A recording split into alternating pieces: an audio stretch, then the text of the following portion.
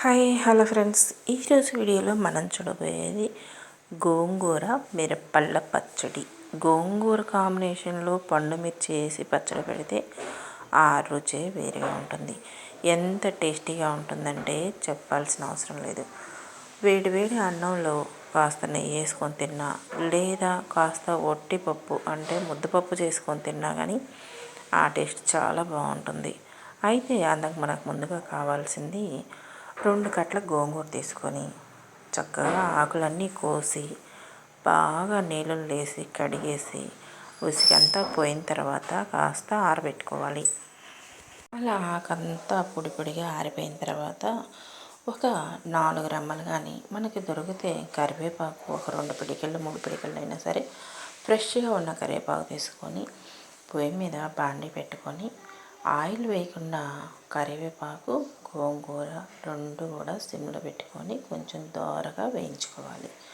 అలా దోరగా వేగిన తర్వాత పక్కన పెట్టుకొని కాసేపు ఆరబెట్టుకోవాలి. ఇలా పొడి పొడిగా మనం దోరగా వేయించుకోవాలన్నమాట. నూనె మాత్రం అస్సలు వేయకుండా వేయించాలండి. నూనె ఎందుకంటే మనం తర్వాత పోపు పెట్టుకుంటాం కాబట్టి.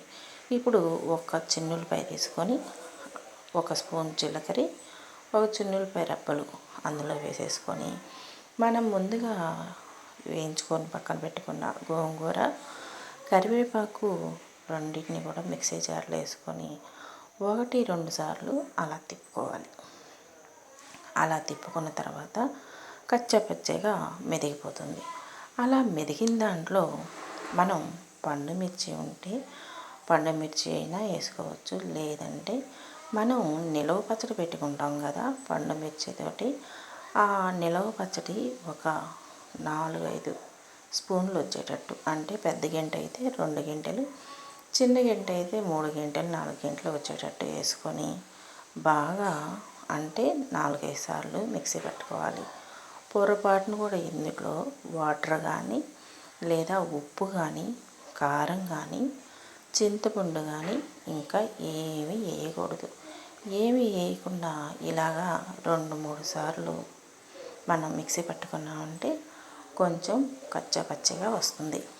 అలా వచ్చిన తర్వాత ఇప్పుడు అదే బాండీలో బాగా 4-5 గంటలు ఆయిల్ వేసుకొని ఆయిల్ హీట్ ఎక్కిన తర్వాత ఒక స్పూను ఆవాలు, ఒక స్పూన్ జీలకర్ర, ఒక స్పూన్ మినపప్పు, ఒక స్పూన్ పచ్చిపప్పు, ఒక స్పూన్ మెంతులు వేసుకొని అవి కొంచెం దోరగా వేగిన తర్వాత మళ్ళీ ఒక పిడికెడు కరివేపాకు వేసుకొని బాగా దోరగా వేయించుకోవాలి.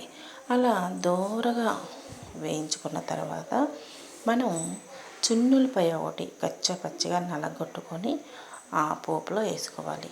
చున్నులపై వేసుకోవటం వల్ల మనకి టేస్ట్ చాలా బాగుంటుందండి. అలా చున్నులపై కరివేపాకు చిటపట అని దోరగా వేగిన తర్వాత మనం ముందుగా మిక్సీ పట్టి పెట్టుకున్న గోంగూర మిరపళ్ళ పచ్చడి పోపులో వేసుకొని మంట కాస్త సిమ్లో పెట్టుకొని కాసేపు అంటే మినిమం 5-10 నిమిషాల వరకు సన్నని సెగ మీద మగ్గనివ్వాలండి. మంట కనుక పెద్దది పెడితే పచ్చడి అడుగంటుతుంది, మాడిపోయినట్టుగా వాసన వస్తుందన్నమాట. అదే మనం సిమ్లో పెట్టి మగ్గనించుకుంటే ఆ టేస్టే వేరుగా ఉంటుంది. మీరు ఒక్కసారి చేసి చూసారంటే మళ్ళీ మళ్ళీ ఈ పచ్చడి కావాలని కోరి మరీ తింటారు. అంత రుచిగా ఉంటుందన్నమాట. ఓకే ఫ్రెండ్స్, ఈ వీడియో నచ్చితే లైక్ చేయండి, షేర్ చేయండి, కామెంట్ చేయండి.